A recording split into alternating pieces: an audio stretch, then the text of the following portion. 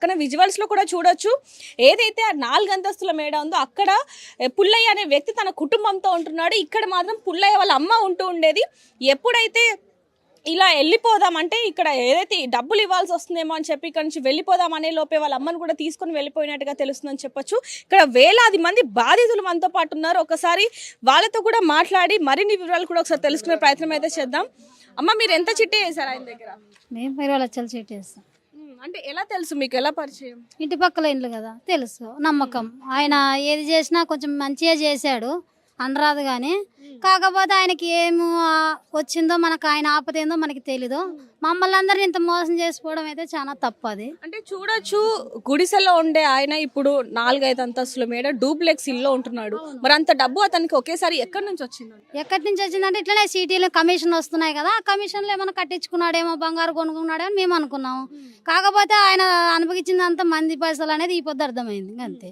అంటే ఇప్పుడు మీరు చివరిసారిగా ఎప్పుడు మాట్లాడారు ఆయనతో? చివరిసారి పోయిన వారం కింద మాట్లాడాను. ఇక్కడికి వచ్చాడు, మాట్లాడాడు. ఇంట్లో చూస్తాడు అమ్మ రామాదేవి అన్నాడు. సరే అన్న చూస్తాము. అమ్మని ఎందుకు తీసుకెళ్తున్నావు అని అంటే, చిన్న కొడుకు ఫంక్షన్ చేస్తున్నాడమ్మా, వాళ్ళ అమ్మ ఉండాలన్నాడు అంతే. మరి సామాన్ ఎందుకు తీసుకెళ్తున్నావు అన్న అంటే, అమ్మ ఉండదు కదమ్మా, దుమ్ము పట్టిపోతాయి అన్నాడు అంతే. అంటే మీకు అప్పుడేమన్నా అనుమానం వచ్చిందా? వచ్చింది, కాకపోతే ఒక మనిషిని బుడుగుని అనరాదు కదా మేడం. ఎట్లా అంటాము, ఎందుకు ఖాళీ చేస్తున్నారు, ఎందుకు ఆమెను తీసుకెళ్దాం, మనకి ఎందుకు అవన్నీ, అందుకోసమని మేము ఏం మాట్లాడలేకపోయినాం అంతే. ఆయన పోయిన ఒక 3 రోజులకు తెలిసిపోయింది మాకు కూడా అంతే. అంటే ఇప్పుడు చాలా మంది చెప్తున్నది ఏంటంటే, మా పిల్ల పెళ్లికో లేకపోతే ఇల్లు కొనుక్కోవాలనో, మా పిల్లల ఫీజులు కానో మేము అక్కడ ఒక ఆశ ఉంటుంది కదా మేడం, మనిషికి ఒక ఆశ ఉంటుంది. ఆ ఆశ కోసం పెట్టింటారు, 5దో 10దో పెట్టింటారు, ఎవరు సోమత తగ్గట్టు వాళ్ళు పెట్టింటారు. కాకపోతే ఆయన నమ్మినారు అందరూ. ఒక తమ్ముడిని ఎట్లా నమ్ముతారు, ఒక అన్నని ఎట్లా నమ్ముతారు, ఒక కొడుకుని ఎట్లా నమ్ముతారు, అట్లా నమ్మారు. నమ్మితే ఆ అన్న అయినా ఏమో చెప్తాను, తోడుబుట్టినోడైనా మోసం చేస్తాడు, పరాయి ఓడైనా మోసం చేస్తాడు అన్నట్లు ఈయన చూసి అందరూ నేర్చుకునే పరిస్థితి వచ్చింది. ఇంకా అలా అయిపోయింది. చేసాం, స్విచ్ ఆఫ్ ఇద్దరిది స్విచ్ ఆఫ్. ఈ పరిస్థితి ఇలా జరుగుతుంది, మీరు నిజమేనా, ఇలా పోయారా లేదా, కరెక్టా కాదా అని కూడా అడుగుదాం అనుకుంటే కూడా వాళ్ళ ఫోన్లు స్విచ్ ఆఫ్ వస్తున్నాయి. ఇది పరిస్థితి మేడం. మరి ఆయన రావాలి మేడం, ఆయన వస్తే ఏడున్నా మాకంటూ న్యాయం జరుగుతుంది, ఆయన రావాలి అంతే. అంటే ఇప్పుడు చాలా మంది కూడా మా డబ్బులు కనుక మేము రాకపోతే, అంటే మేము కాయ కష్టం చేసుకొని రూపాయి కూడబెట్టుకున్న డబ్బులు అవి కనుక రాకపోతే మేము ఆత్మహత్య చేసుకుంటాము అంటున్నారు. అంటే మీతో కూడా అన్నవాళ్ళు ఉన్నారు, మీరు అంటున్నారు మేడం, అంటున్నారా. కాకపోతే వాళ్ళ బాధ అలా అది ఉంది. అంటే ఈ పొద్దు సంపాదించుకున్న సంపద కాదు ఇది. మేము రిక్షాలు ఉన్నప్పుడు వింటే 5 రూపాయలు కాటినింటి ఇంటింటికి వెళ్ళి పిల్లల్ని వేసుకొని తెచ్చుకొని పోగేసుకునే డబ్బులు ఇవి. ఈరోజు ఈ పొద్దు వచ్చిన సంపద కాదు వీళ్ళందరూ, మా అందరికీ ఈడుండేటోళ్ళందరికీ. రూపాయి 5 రూపాయలు కట్టింటి చేశారు. మగోళ్ళు ఆడోళ్ళు అందరూ కష్టపడ్డారు. 20 సంవత్సరాల నుండి కష్టపడింటి ఈ పొద్దుటికి ఆ డబ్బు ఇంత అయింది. అది కూడా ఆత్మంతా తీసుకొని వెళ్ళిపోయాడు. ఇంకేం చేస్తాం, అది మా పరిస్థితి. చూడొచ్చు, బాధితులు మాత్రం ఒక్కొక్కరుగా అయితే బయటకు వస్తున్న పరిస్థితి అని చెప్పొచ్చు.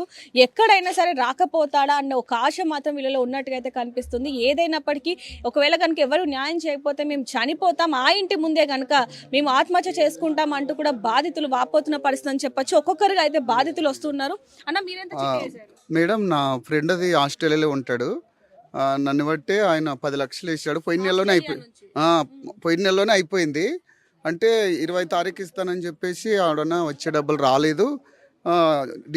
ఫిబ్రవరి 26వ తారీఖు తీసుకో సార్ అని చెప్పాడు. నావి 10 లక్షలు ఉన్నాయి మేడం. అలాగే మా చర్చి పాస్టర్ గారికి ఒక 5 లక్షలు, ఇంకో మా తెలిసిన ఫ్రెండ్కి ఒక 10 లక్షలు, అంతా 45 లక్షలు ఉన్నాయి.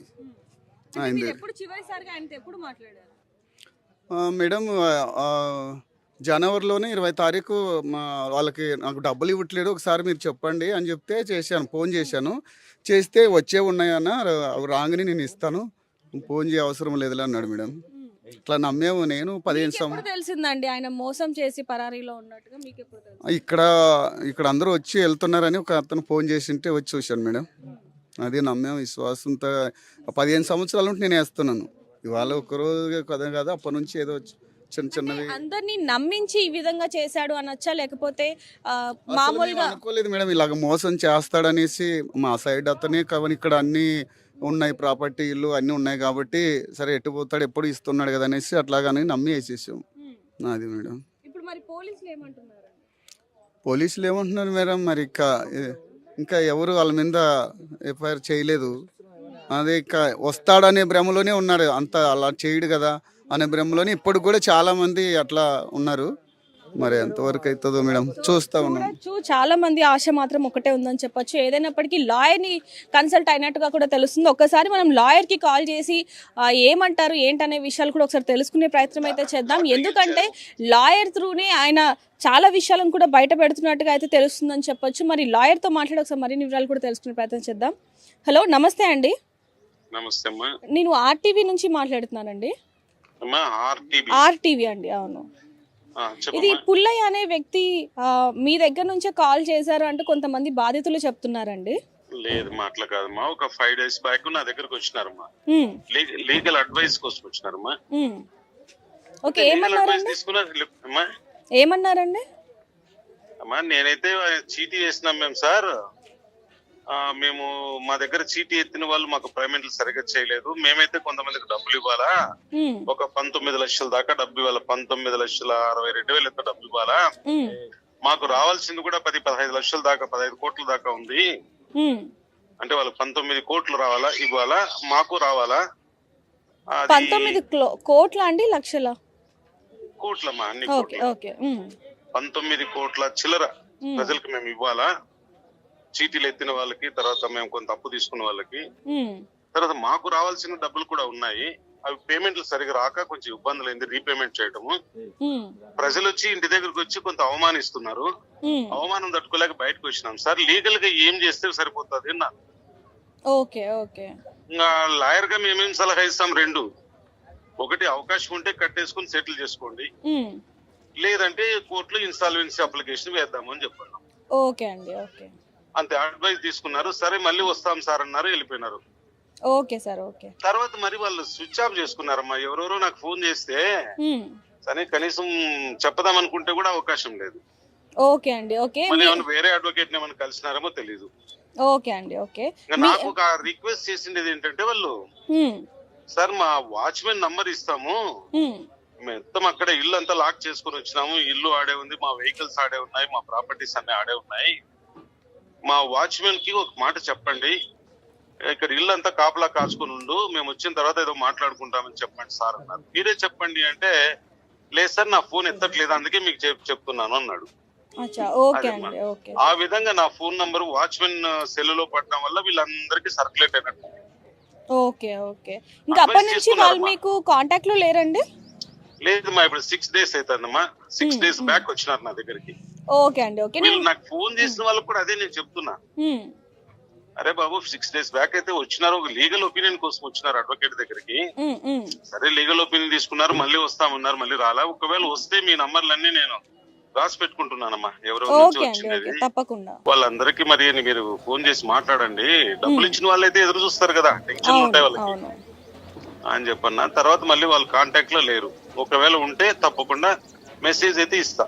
ఇది మీ పర్సనల్ నంబర్ అయితే ఈ నంబర్ కి కూడా చెప్తా. ఈ నెంబర్ కి కాల్ చేసి చెప్పండి. వాళ్ళకి చెప్తానమ్మా, ఈ నంబర్ కూడా ఇస్తా. ఓకే అండి, ఓకే. Thank you sir. ఓకేమ్మా.